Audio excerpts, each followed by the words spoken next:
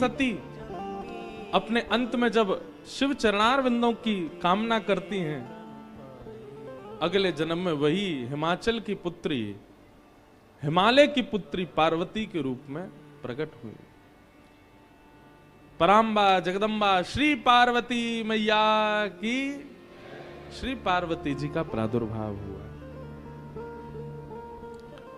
जब ते उमा शैल ग्रह जाई, जब ते उमा शैल ग्रह जाई, सकल सिद्धि संपत्ति तह छाई, सकल सिद्धि संपत्ति तह छाई। जहाँ तहाँ मुनि न सुवाश्रम कीन्हे, जहाँ तहाँ मुनि न सुवाश्रम कीन्हे, उचित वास हिम भूदर दीने, उचित वास हिम भूदर दीने, उचित वास हिम भूदर दीने, उचित वास हिम भूदर दीने। जब ते उमा शैल ग्रह जाई, जब ते उमा शैल ग्रह जाई, सकल सिद्धि संपत्ति तह छाई, सकल सिद्धि संपत्ति तह छाई। बहुत विशेष बात, पार्वती जी के हिमालय में प्रकट होते ही हिमालय का स्वरूप बदलने लगा। हमारे घर में संतान के आने पर घर का व्यवहार, घर का स्वभाव, घर के जनों के मन की स्थिति से पता चलता है कि बालक कैसा है। घर में बालक उत्पन्न होते ही माता पिता के मन में होता है कि अब हम कहीं घूमने जाएं, कुछ ऊधम मचाएं, कुछ उपद्रव करें, या कुछ संसारी कामनाओं के प्रति रुचि बढ़ती है तो कहीं ना कहीं बालक संसारी ही है। लेकिन जिस बालक के उत्पन्न होते ही मन में भाव आए अब रामेश्वरम चलें, अब तो बद्रीनाथ चलें, थोड़ा वृंदावन होके आए, काशी विश्वनाथ प्रणाम करके आए, संत जनों को घर पर बुलाएं, घर बुला करके पधरामनी करवाएं, घर में सुंदरकांड का पाठ कराएं, रामचरितमानस कराएं, बालक के उत्पन्न होते ही ऐसी विचारधारा प्रकट होने लग जाए तो समझ जाना कि भगवत भक्त ही है, क्योंकि उसके आते ही सबकी विचारधाराएं परिवर्तित हो रही हैं। पार्वती जी के हिमालय में प्रकट होते ही, ये हिमालय जहां संतों का निवास अति बताया जाता है, हमें दिखता नहीं है पर हिमालय में लाखों संत रहते हैं, गिरी कंदरा में रह करके भजन कर रहे हैं। ये कब से प्रारंभ हुआ? जब से पार्वती जी का वहां प्रादुर्भाव हुआ। ऐसी योजनाएं बनने लगी कि वहां भोगी व्यक्ति रह ही नहीं सकता। हिमालय में भोगी व्यक्ति नहीं रह पाएगा, हिमालय में तो योगी ही रह सकता है। और इन योगियों को अपने योग साधना के लिए अनुकूल हिमालय कब से लगने लगा? जब से पार्वती जी का प्रादुर्भाव हुआ।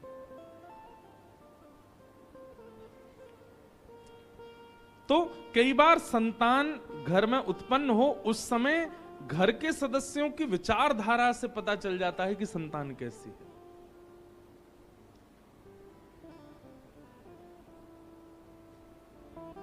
पार्वती जी का प्रादुर्भाव हुआ। आहा, सब जगह समाचार पहुंच गया, पर्वतराज हिमालय की पुत्री ने जन्म लिया है। संत जन हिमालय पर जाकर के अपने अपने डेरा जमाने लगे, शुभ संकेत होने लगे, सब जगह भजन साधना आदि सब योग बल प्रारंभ होने लगा। नारद जी महाराज को जब ये समाचार पड़ा कि हिमालय के यहां पुत्री ने जन्म लिया है, नारद जी पहुंचे और हिमालय ने खूब स्वागत किया, सत्कार किया। संत पधारे। चरणों में प्रणाम करके अपनी कन्या को जैसे ही गोद में दिया, पूछा, महाराज इस कन्या के विषय में कुछ बतलाइए, ये कन्या कैसी होगी, इसके गुण बताइए, इसके बारे में कुछ कहिए ना। कह मुनि बहिस गूढ़ मृदु बानी, तुम्हारी सकल गुण खानी, सुंदर सहज सुशील सयानी, नाम उमा अंबिका भवानी। आपने महादेव के दर्शन किए यहाँ रामेश्वर भगवान के, और रामेश्वर भगवान के दर्शन करने के बाद आपने पार्वती जी का दर्शन किया। यहां पार्वती जी चतुर्भुज रूप में खड़ी है, चतुर्भुज रूप में विराजमान है। हमारे एक पंडित जी बोले नारायण भगवान यहां क्यों खड़े हैं? मैंने कि नारायण नहीं है, पार्वती जी हैं चतुर्भुज रूप में। यहां पर भी विवाह उत्सव। एक बार मुझे याद है, मैंने शायद पिताजी की कथा में आया था 2011 में, तब मैंने यहां कोई उत्सव दर्शन किया था। तब इतनी भीड़ नहीं थी यहां रामेश्वरम में, इतनी व्यवस्था भी नहीं थी और इतनी भीड़ भी नहीं थी। ये पीछे वाला जो द्वार है यहीं से ही भीतर प्रवेश कर जाते थे हम तो, और घूमते घामते दर्शन भी कर लेते थे। और वो भी कथा भी दिसंबर जनवरी में ही हुई थी। ये मौसम है, इसी समय भीड़ आती, तब भी इतनी भीड़ नहीं थी।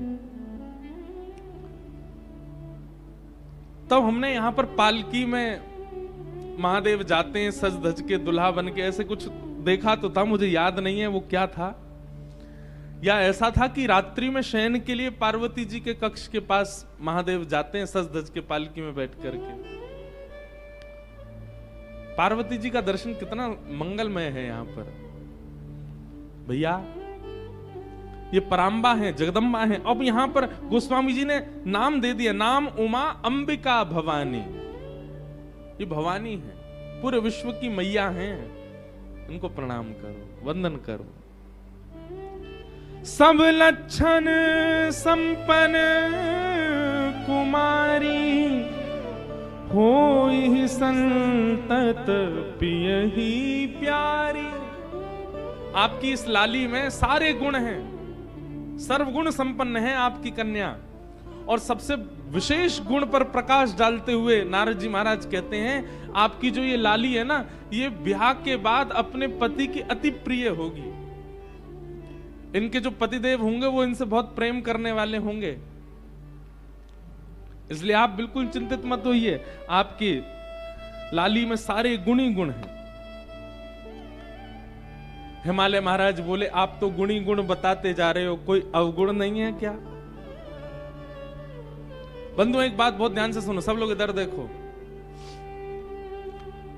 पृथ्वी पर यदि आप जन्मे हो तो यह बात निश्चित है कि आपके अंदर अवगुण होगा ही होगा। चाहे वो कोई वक्ता हो, चाहे वो कोई मठाधीश हो, चाहे वो कितना भी बड़ा वेदज्ञ हो, चाहे वो कितना भी बड़ा नेता हो, चाहे कोई भी क्यों ना हो, इस संसार में यदि हम घूम रहे हैं, जन्म लेकर के विचरण कर रहे हैं, इस गुरुत्वाकर्षण में हम लोग चिपके हुए हैं, तो इसका मतलब ये निश्चित है कि हमारे अंदर अवगुण है। कोई सर्वगुण संपन्न नहीं है इस संसार में, सबके अंदर अवगुण होते हैं। गुण ज्यादा होते हैं तो स्वर्ग में रहा जाता है। अगर हम लोग अवगुण रहित हो जाएं, हमारे सारे अवगुण नष्ट हो जाएं, तो पृथ्वी का गुरुत्वाकर्षण हमको पकड़ नहीं पाएगा, हम उड़ने लगेंगे आकाश में।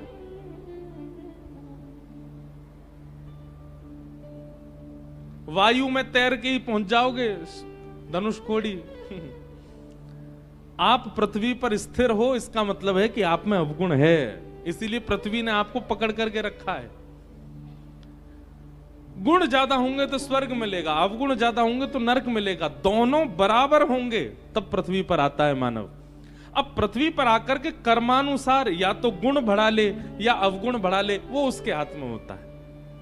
भगवान 50-50 करके भेजते हैं मानव को।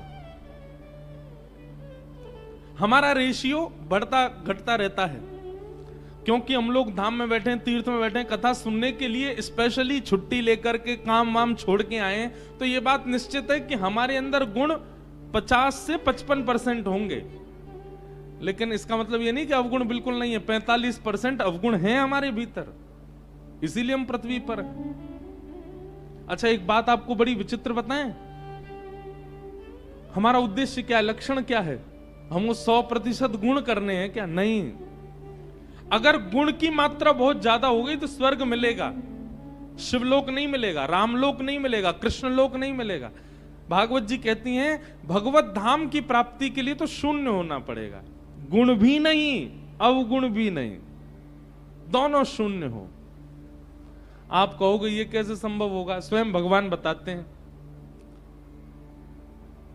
असहाय की सहायता करके, परोपकार करके अपने पापों को कम करो। दूसरों की सहायता करने से पाप कम होते हैं, और उपस्थित भोग भोगने से, जैसे ब्याह कर लिया, धन हो गया तो गाड़ी खरीद ली, बढ़िया घर बना लिया, ये उपस्थित भोग हैं। इन उपस्थित भोगों को भोगने से पुण्य कम होते हैं। अब आप कहोगे ये शून्य हो गए, ये कैसे पता चले? जित देखूं उतित श्याममयी है, जिसको देखो उसमें ही राम जी दिखने लग जाएं, जिसको देखो उसमें ही गुण दिखने लग जाए, समझ जाना पाप और पुण्य दोनों शून्य हो गए।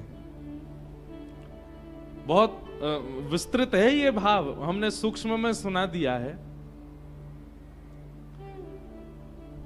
हिमालय जी बोले आपने तो पार्वती जी में सारे गुणी गुण बता दिए, हमारी लाली में कोई अवगुण नहीं है।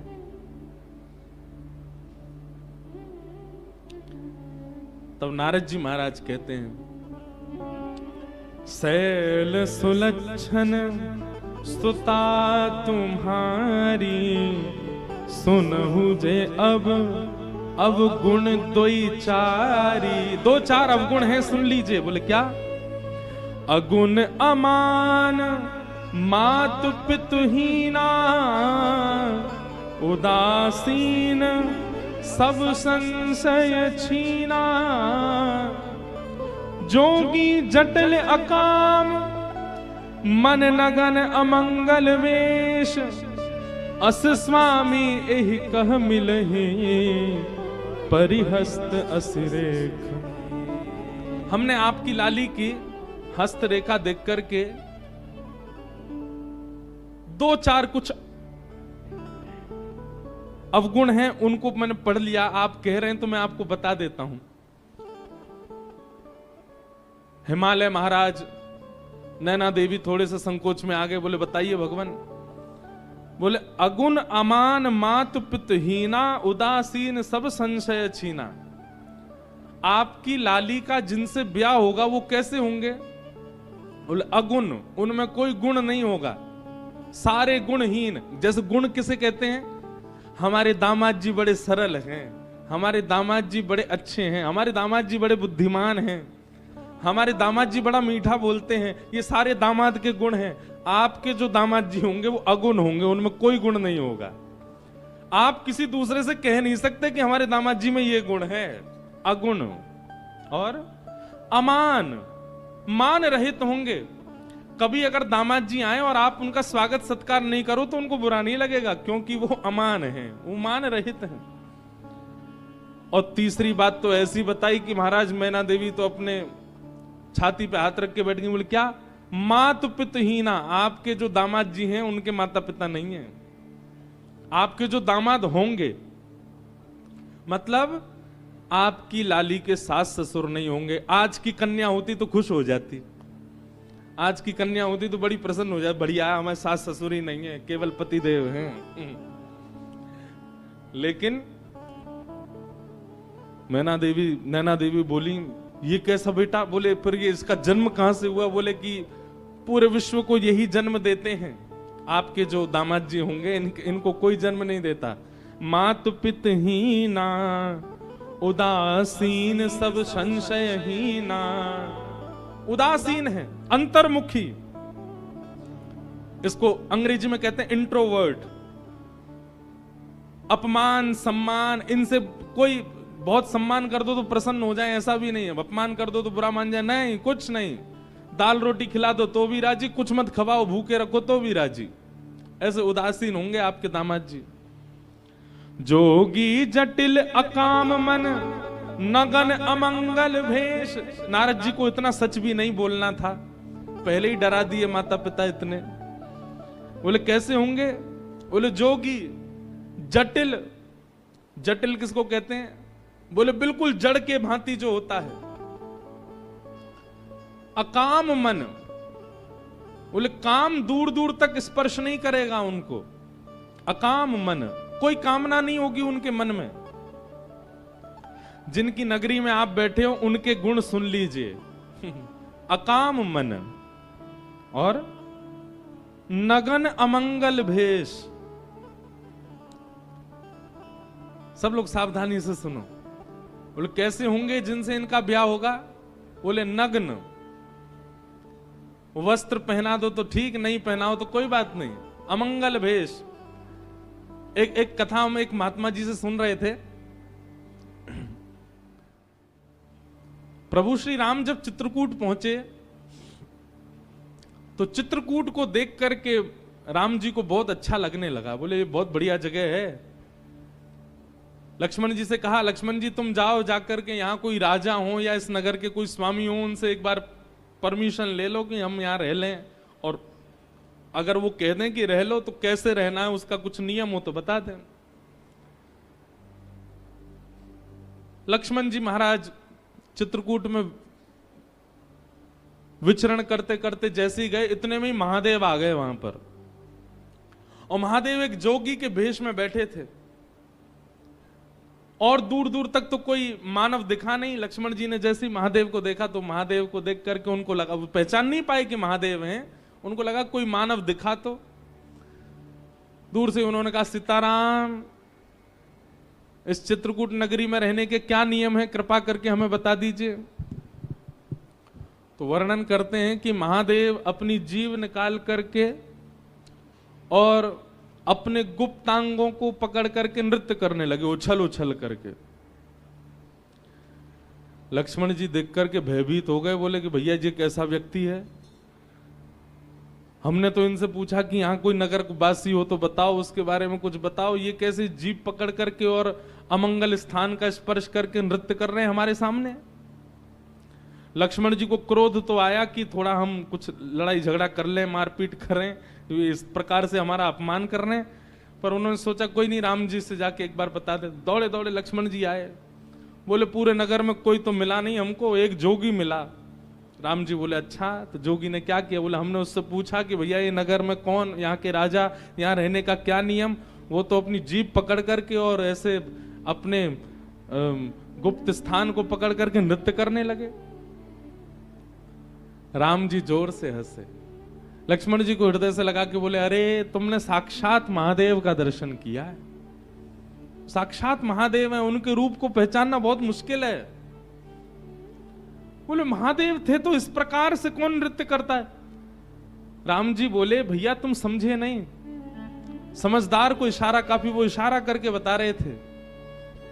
उन्होंने कहा कि इस नगरी में यदि रहना है तो सबसे पहले जीभ पकड़ी। बोले वाणी वेगम, अपनी जीभ को वश में रखना, रसना को वश में रखना, ज्यादा बहुव्यंजन पाने की इच्छा मत रखना। जीभ पकड़ करके उन्होंने वह बताया। और दूसरी उन्होंने हमको आज्ञा की है कि भाई वनवासी बने हो, वन में रहने के लिए आए हो, तो अपने काम पर भी विजय प्राप्त कर लेना। इन दो चीजों पर विजय प्राप्त करके वन में रहा जा सकता है, ये संकेत किया है उन्होंने। लक्ष्मण तुम समझ नहीं पाए। लक्ष्मण जी तो बड़े भाव विह्वल हो गए। बताओ महादेव सामने आए, मैं उनको पहचान भी नहीं पाया। राम जी ने दूर से सुनकर के बता दिया कि वो महादेव हैं। तो ऐसे हैं महादेव। अगर किसी की बहुत प्रबल इच्छा हो कि मैं महादेव का प्रत्यक्ष दर्शन करूं, तो संसारी व्यवहारों से पहले अपने आप को ऊपर ले जाना, क्योंकि महादेव प्रकट होंगे, उनके आव भाव गुण स्वरूप को समझ पाना बहुत मुश्किल है, हर कोई नहीं जान पाएगा। नारद जी महाराज बोले, जोगी जटिल अकाम मन, नगन अमंगल भेष। ऐसा भेष होगा आपके दामाद का। अस स्वामी एहि कह मिलहि परी हस्त अरि रेख। मैंने इनकी हस्त रेखा देख करके ये पहचान लिया है।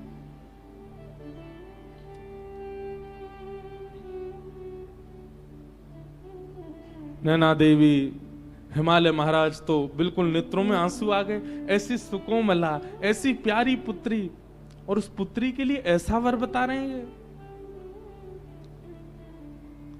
नारद जी कुछ करिए ना। ये तो पूरा माता पिता को जीवन भर यही प्रतीक्षा रहती है कि हमारी बेटी कितनी भी सुंदर हो, कितनी भी योग्य बने, पर उसका दामाद, उसका जो पति हो वो बहुत सुंदर आवे, बहुत सहज आवे, उसके अनुकूल आवे। आप कैसा बता रहे हैं? हमको तो बड़ी घबराहट हो रही है मन में। तब नारद जी महाराज बोले, इसका एक उपाय हो सकता है। क्या?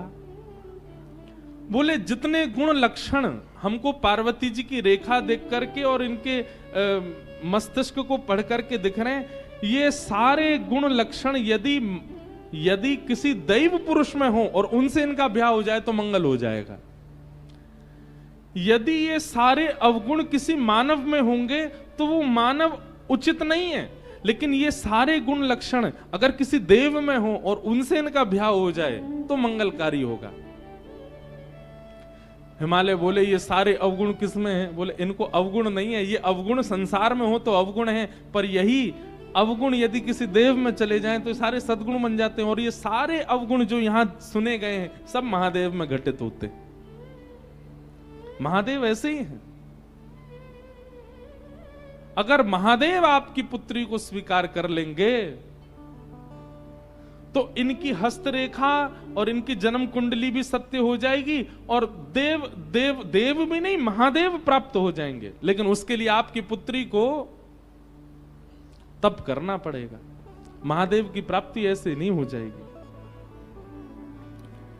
जे जे वर के दोष बखाने, ते सब शिव पही में अनुमाने। जो विवाह संकर्षण हो, दोष गुण सम कह सबको। हमने जितनी बात बताई है, अगर ये किसी मानव में होंगे तो सारे दोष हैं, पर अगर ये शिव में घटित हों और उनसे इनका ब्याह हो जाए तो सारे अब सद्गुण हो जाएंगे, सद्गुण हो जाएंगे। शंभु सहज समरथ भगवाना, एह विवाह सब विधि कल्याणा। अगर शंभु से आपकी पुत्री का ब्याह हो जाए तो इनका कल्याण हो जाएगा।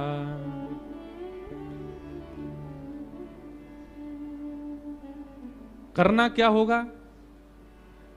जो तप करें कुमारी तुम्हारी, जो तप करे कुमारी तुम्हारी, जो तप करे कुमारी तुम्हारी, जो तप करे तुम्हारी। भावे मीट सकहीं त्रिपुरारी,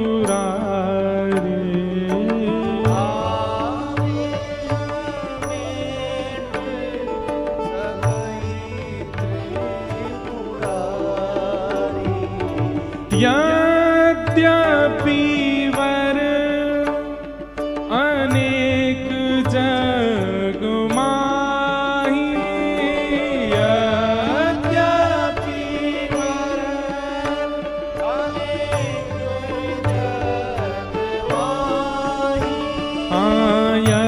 यद्यपि वर अनेक जग माही, यद्यपि वर अनेक जग पर आपकी पुत्री के लिए यही कह शिव तज दूसरा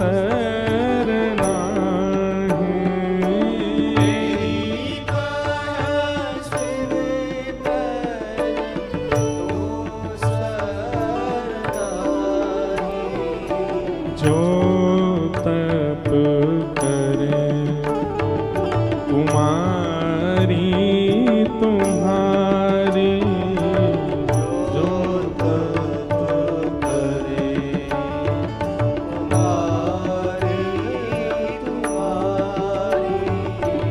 अब जो तुम ही सुता पर नेहु, अब जो तुम ही सुता पर नेहु, तो ऐस जाई सिखावन देहु,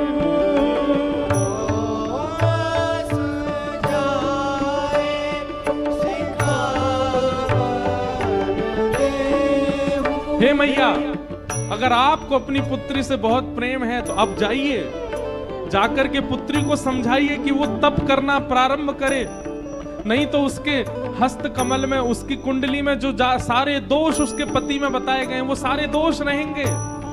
अगर उसने तप किया तो तप के प्रभाव से उसको देवादिदेव महादेव प्राप्त होंगे और उसके सारे पति के अवगुण सगुण बदल जाएंगे।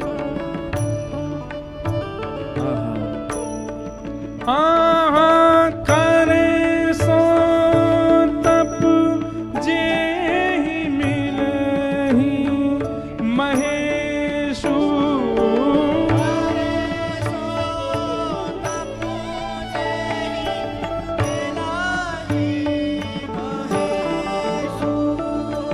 आने उपाय न मिटहि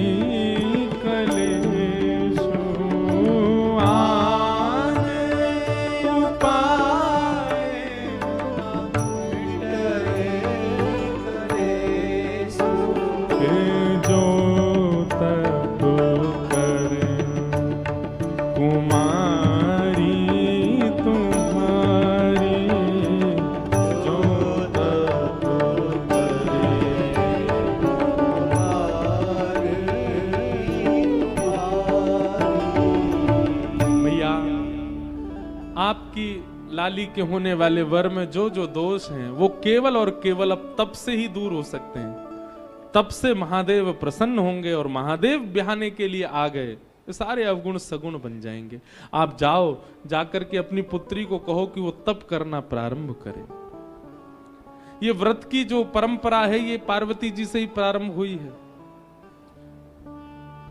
सुयोग पति की प्राप्ति के लिए जो व्रत किए जाते हैं ये पार्वती जी से ही प्रारंभ हुए। अब एक बात कह दें, बुरा नहीं मानिएगा, लेकिन आपने खूब व्रत किए फिर भी नहीं मिले वैसे जैसे चाहिए थे, तो सबसे पहली बात तो मन में विचार करके व्रत नहीं करना है, ऐसे ही पति चाहिए। ठाकुर जी पे छोड़ो, ठाकुर जी आप कृपा करके जैसे प्रदान कर देंगे हमें स्वीकार है। बस हम व्रत कर रहे हैं कि हमारा भक्ति भजन भाव उसमें कटौती करने वाले पति ना मिले हमको, उसमें श्रेष्ठ मिल जाए। लेकिन खूब व्रत किए उसके बाद भी आपके भजन में, आपके संकीर्तन में, आपकी कथा में विक्षेप डालने वाले यदि मिल रहे हैं तो निश्चित है कि व्रत में कोई चूक रही है आपसे। पार्वती जी ने व्रत किया, नारद जी के वचन मान करके नैना देवी ने जाकर के पार्वती जी को समझाया और पार्वती जी सौभाग्य मान करके, देखो एक बात बहुत ध्यान से सुनिएगा सब लोग, इधर देखो, नाम जप, तीर्थ यात्रा, कथा श्रवण, संत चरण और व्रत नियम अनुष्ठान, ये पांचों क्रिया नियम मान करके नहीं करनी चाहिए। फिर से सुनिए, नाम जप, तीर्थ यात्रा, कथा श्रवण, संत पदरामनी, संतों के चरणों में प्रणाम आदि, और व्रत नियम अनुष्ठान, ये सब केवल नियम मान करके नहीं करने चाहिए, सौभाग्य मान करके करने चाहिए। आप तीर्थ किस लिए जा रहे हो? अभी वो महीना आता, पितृपक्ष का महीना आता, पूरी दुनिया गया जी जाती है, सौभाग्य मान के नहीं जाते हैं। किस लिए जाते हैं? नियम है कि हम वहां जाकर के तर्पण करेंगे तो हमारे जो पितृ हैं वो मुक्त हो जाएंगे।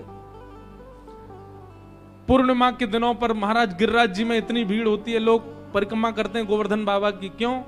नियम है, पूर्णिमा के दिन करो। भाई दूज के दिन जमुना जी में स्नान करते हैं, क्यों? नियम है, बहन भैया हाथ पकड़ के स्नान करेंगे तो यम द्वितीया के दिन स्नान करते हैं तो उससे बहन भैया का प्रेम बढ़ता है। नियम मान करके तीर्थ यात्रा नहीं करनी चाहिए, सौभाग्य मान करके। उतनी प्रसन्नता, उतना उत्साह चित्त में होना चाहिए, अरे हम रामेश्वरम जा रहे हैं, जाकर के महादेव का दर्शन करेंगे, समुद्र में स्नान करेंगे, धनुष कोड़ी का दर्शन करेंगे, सीता कुंड का दर्शन करेंगे, आदि आदि सब भाव दर्शन करेंगे, ये सौभाग्य मान करके जाना चाहिए। दूसरा, नाम जप भी नियम नहीं, बस फेर रहे हैं, गुरुजी कह के गए 12 माला रोज करनी है, 18 माला रोज करनी है, और महाराज घिसे जा रहे हैं, जल्दी पूरी हो फिर आगे काम के लिए जा, नहीं, नियम मान के नहीं, सौभाग्य मान करके करो। तीसरा, कथा श्रवण। अब क्या बताएं, हमको हमारे रिश्तेदार कथा करा रहे हैं, सुनने तो जाना पड़ेगा हमको, नियम मान के नहीं, सौभाग्य, हमारा सौभाग्य है, हम रामेश्वरम में कथा सुनने के लिए जा रहे हैं। संतों के चरणों में प्रणाम। अब भगवा वेशधारी हैं, जटाधारी हैं, उर्दपुंड लगा रखा है, इनको प्रणाम करना ही पड़ेगा, नहीं, सौभाग्य मान करके। हमारा सौभाग्य कि ऐसे महापुरुष को हम प्रणाम कर पाए। और ठीक वैसा ही व्रत नियम अनुष्ठान, इनमें भी नियम प्रधान नहीं, सौभाग्य प्रधान। जैसे लोग एकादशी का या प्रदोष का या सोमवार का व्रत करते हैं, तो उसमें यह नहीं होना चाहिए आज रविवार है जितना हो सके खा लो, कल तो सोमवार है भूखा रहना पड़ेगा हमको, आज सोमवार है खूब पेट भर के खा लो, रात में 4 रोटी ज्यादा खा लो, क्यों? कल तो मंगलवार है भूखा रहना है हमको। ऐसे नहीं, जिस दिन आपका व्रत है उस दिन आपको अत्यंत सौभाग्य, अत्यंत प्रसन्नता लगनी चाहिए कि मेरा सौभाग्य कि मैं एकादशी करता हूं, मैं सोमवार के व्रत करता हूं। सौभाग्य मान करके यदि आप व्रत नियम अनुष्ठान करेंगे वो व्रत फलेगा, और केवल नियम मान करके उसको करेंगे उसका कोई लाभ नहीं होगा। मेरे सामने रोटी मत खाओ, मेरा व्रत है, आपकी रोटी देख के मेरा मन कर रहा खाने का, ये काय बात का व्रत फिर आपका? आपके सामने 56 व्यंजन रख दिए जाएं, लेकिन आपको गौरव हो, नहीं मेरा व्रत है, मैं तो आज व्रत में हूं, आज स्पर्श नहीं करना, वो प्रसन्नता दिखनी चाहिए व्रत की, तब व्रत फलता है।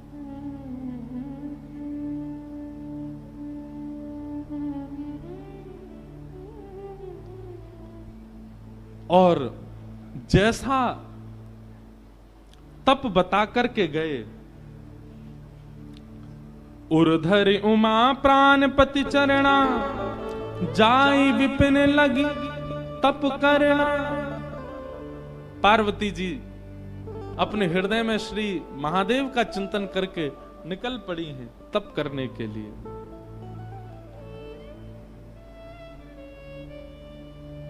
आहा, मानस जी में गोस्वामी जी वर्णन करते हैं पार्वती जी ने कैसा तप किया। बोले अस तप काहू न कीन भवानी, ऐसा तप आज तक किसी ने किया ही नहीं। भय अनेक धीर मुनि ज्ञानी, बड़े बड़े ज्ञानियों ने भी जब पार्वती जी को देखा, देख करके सब आश्चर्यचकित हो गए, ऐसा तप आज तक किसी ने किया ही नहीं जैसा पार्वती जी कर रही हैं। अच्छा एक बात,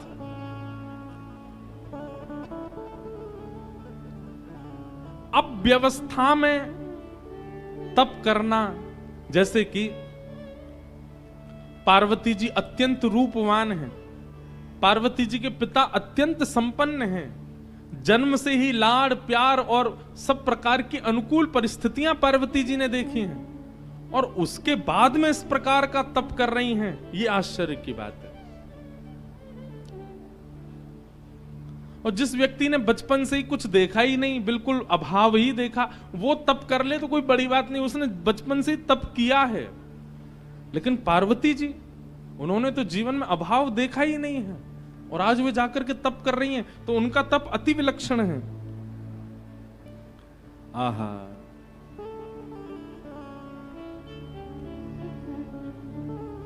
पार्वती जी का ऐसा तप हुआ, उस तप के बाद आकाशवाणी होने लगी, बोले हे पार्वती जी, हे जगदम्बा पराम्बा, हे हिमालय पुत्री, आप जिस कारण से तप कर रही हैं, आपका तप निश्चित पूर्ण होगा और जिनकी प्राप्ति के लिए आप तप कर रही हैं वो आपको प्राप्त होंगे।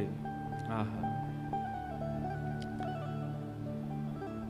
पार्वती जी के विषय में बताया गया। और अब यहां महादेव की स्थिति सती जी के जाने के बाद की बता रहे हैं।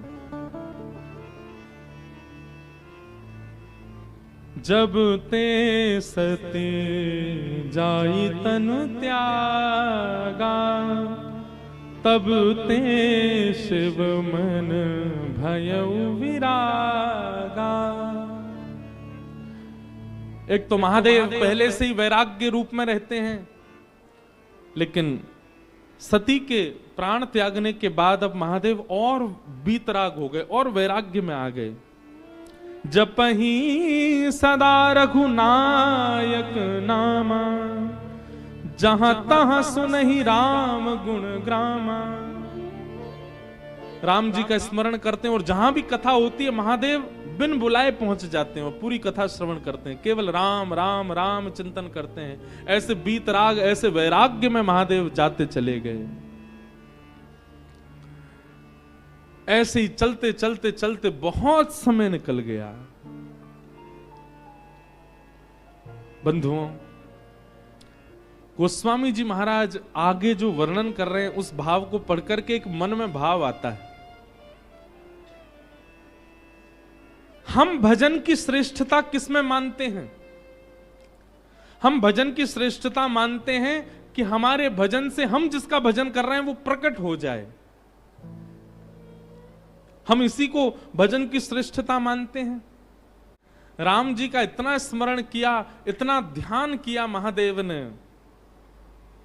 प्रगटे राम कृतज्ञ कृपाला, प्रगटे राम कृतज्ञ कृपाला। कैसा रूप? रूपशील निधि तेज विशाला, रूपशील निधि तेज विशाला। बहु प्रकार शंकरी सराहा, बहु प्रकार